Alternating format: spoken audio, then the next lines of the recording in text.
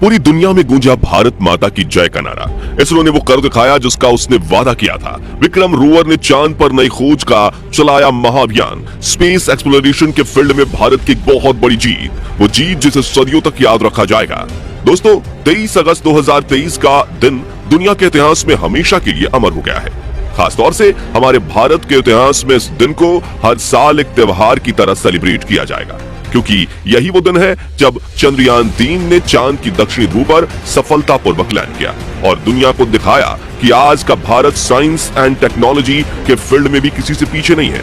पूरा देश इस वक्त इसरो और चंद्रयान की इस सफलता का जश्न मना रहा है और दुनिया भर के न्यूज चैनलों पर हमारे देश और हमारी स्पेस एजेंसी की चर्चा चल रही है। हर तरफ से हमें इस कामयाबी के लिए बधाइयां मिल रही हैं, लेकिन इसरो वैज्ञानिकों ने जीत के इस माहौल में अपना फोकस नहीं खोया है। उन्हें मालूम है कि ये मिशन अभी आगे 14 दिनों तक चलने वाला है और इन 14 दिनों में कोई गड़बड़ी ना हो, इसके लिए वैज्ञानिक फिर से अपने काम में लग गए हैं। तो ऐसे में अब सवाल ये उठता है कि चंद्रयान तो सफलतापूर्वक चांद पर लैंड कर चुका है, फिर इसरो 14 दिन तक और क्या करने वाला है? क्या अभी भी इस मिशन का कुछ अहम हिस्सा बाकी है? अगर हाँ, तो वो क्या है? आइए सब कुछ आपको डिटेल में समझाते हैं। दोस्तों, जैसा कि आप सभी जानते हैं कि 23 अगस्त की शाम चंद्रयान 3 की लैंडिंग को करोड़ों लोगों ने लाइव देखा और ये दुनिया में एक नया कीर्तिमान बना। दरअसल अलग अलग राज्य सरकारों द्वारा इस ऐतिहासिक पल की लैंडिंग को लाइव दिखाने के लिए खास इंतजाम किए गए थे। उदाहरण के उत्तर प्रदेश के अंदर सरकारी स्कूलों में बच्चों को ये लाइव इवेंट दिखाया गया, साथ ही लोग अपने मोबाइल और टीवी पर भी इस ऐतिहासिक पल को देख सके, इसका भी खास इंतजाम था। जैसे ही चंद्रयान 3 ने चांद की सतह पर अपना कदम रखा, हर तरफ जश्न का माहौल शुरू हो गया। यहाँ तक कि लोगों ने खुशी में आतिशबाजी भी की। वाकई ये दिन हम कभी नहीं भूल पाएंगे। भारत अब चांद पर उतरने वाला दुनिया का चौथा देश बन गया है। सोचिए, पूरी दुनिया में सिर्फ 4 देश ऐसे हैं जो चांद तक पहुंच पाए हैं और उन 4 देशों में एक हमारा भारत है। ये सोचकर ही गर्व महसूस होता है। साथ ही चांद के दक्षिणी ध्रुव में उतरने वाले ये दुनिया का पहला देश बन गया है। जब कभी चांद के इस इलाके में पहुंचने वाले देशों की लिस्ट बनेगी तो उसमें भारत का नाम हमेशा सबसे ऊपर रहेगा, क्योंकि ये कारनामा सबसे पहले भारत ने ही किया है। आज हमारे देश का झंडा सिर्फ धरती ही नहीं बल्कि चांद पर भी लहरा रहा है और इन सब उपलब्धियों के लिए हमें अपनी स्पेस एजेंसी इसरो और इसमें काम करने वाले वैज्ञानिकों पर फख्र होना चाहिए। इतनी बड़ी सफलता मिलने पर भी वैज्ञानिकों ने अपना फोकस मिशन से नहीं हटाया और ऐसे डेडिकेशन के लिए उन्हें दिल से सैल्यूट है। पर सवाल ये उठता है कि इस मिशन में अब आगे क्या क्या होने वाला है। लेकिन उससे पहले चलिए हम आपको बताते हैं कि हमारे लिए इस कामयाबी का महत्व क्या है और ये माइलस्टोन हासिल करने में हमारे वैज्ञानिकों को कितनी मेहनत करनी पड़ी है। दोस्तों, आपको 2008 में हुआ चंद्रयान 1 मिशन तो याद ही होगा। इस श्रृंखला का पहला मिशन था जो पूरी तरह कामयाब ही रहा था, लेकिन इस मिशन में चांद पर लैंड करना शामिल नहीं था। ऐसे में हमारे इसरो वैज्ञानिकों ने लैंडिंग को अपने अगले मून मिशन यानी कि चंद्रयान 2 का हिस्सा बनाया।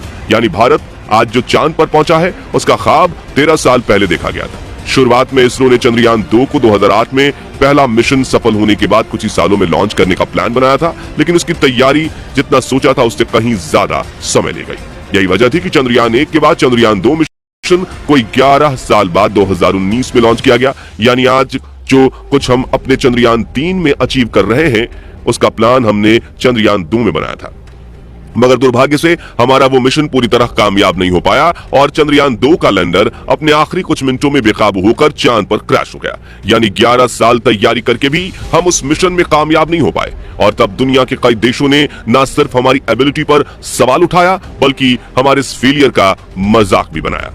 इसलिए उन सभी देशों को जवाब देने और उनका मुंह बंद करने के लिए चंद्रयान 3 मिशन कामयाब होना हमारे लिए बहुत महत्वपूर्ण था। दोस्तों, जब चंद्रयान 2 का लैंडर चांद की सतह पर क्रैश हुआ तो उस समय के इसरो चीफ के7 ने मिशन के आखिरी 15 मिनटों को 15 मिनट ऑफ टेरर का नाम दिया था और उन 15 मिनटों की याद में हमारे जहन में चंद्रयान 3 की लैंडिंग के दौरान भी जिंदा थी। हमें बस यही डर सता रहा था कि 4 साल पहले जो चंद्रयान 2 के साथ हुआ वो दोबारा ना हो। असल में दोस्तों, इस तरह के मिशन जिसमें किसी दूसरे प्लेनेट या सेलेस्टियल बॉडी पर लैंड करना होता है उनमें लैंडिंग से पहले कुछ मिनट बहुत ज्यादा क्रिटिकल होते हैं। चंद्रयान 2 की बात करें तो वो उन आखिरी पलों में हॉरिजॉन्टल से वर्टिकल नहीं हो पाया था, जिसके चलते उसने क्रैश लैंड किया था।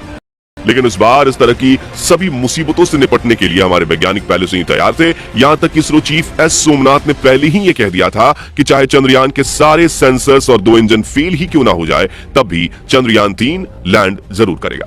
इसके अलावा अगर सिचुएशन बिल्कुल खराब हो जाती तो इसरो ने इसके लिए भी प्लान बी बनाया हुआ था। ऐसी कंडीशन में लैंडिंग को डिले कर दिया जाता और फिर 27 अगस्त को चांद पर ये उतरता, लेकिन सौभाग्य से ऐसा कुछ नहीं हुआ और हमारा चंद्रयान प्लान ए के अनुसार ही चांद की सरजमी पर सुरक्षित रूप से लैंड कर गया। अब बात करते हैं ये मिशन 14 दिनों तक और क्यों चलने वाला है। असल में दोस्तों अभी तो चंद्रयान 3 का रोवर बाहर निकला है, अब आगे उसे इस अंधेरी और वीरान दुनिया में अपने रिसर्च को अंजाम देना है, जिसके लिए उसे वहां भेजा गया है और इसरो वैज्ञानिकों ने इस रिसर्च को पूरा करने के लिए 14 दिन यानी कि एक लूनर डे का प्लान बनाया है। इस काम करने के लिए चंद्रयान 3 के साथ प्रज्ञान रोवर भी भेजा गया है और एक 6 पहियों वाला ये बेहद ही आधुनिक रोवर वहां खोज करेगा। अब प्रज्ञान रोवर की मदद से इसरो वैज्ञानिक चांद के अलग अलग हिस्सों में जाकर वहां अपना टेस्ट करेंगे। हमारा ये रोवर चांद की सतह के सैंपल कलेक्ट करेगा और उन पर जरूरी टेस्ट रन करके जो रिजल्ट आएगा उसे पृथ्वी पर यानी इसरो वैज्ञानिकों को भेजेगा।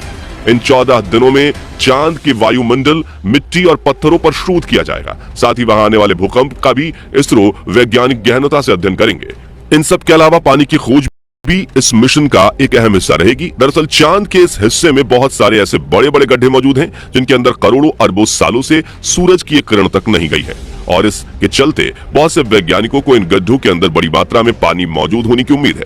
तो ऐसे में इस पर भी इसरो वैज्ञानिकों की खास नजर है। अगर सच में इन गड्ढों के अंदर पानी का कोई बड़ा स्रोत मिलता है तो ये चांद पर जीवन बसाने की दिशा में एक बहुत बड़ी कामयाबी होगी। ये सारे टेस्ट और रिसर्च पूरा करने में इसरो को 14 दिन लगेंगे और काम पूरा होने के बाद चंद्रयान 3 मिशन को आधिकारिक रूप से संपूर्ण मान लिया जाएगा।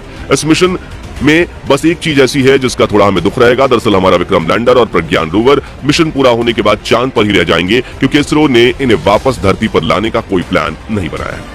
अपने काम को पूरा करके हमारे ये दोनों उपकरण हमसे हमेशा के लिए अलविदा कह देंगे। वैसे आपको क्या लगता है, इसरो को अपनी इस खोज में चांद पर पानी मिलेगा या नहीं? कमेंट करके जरूर बताएं।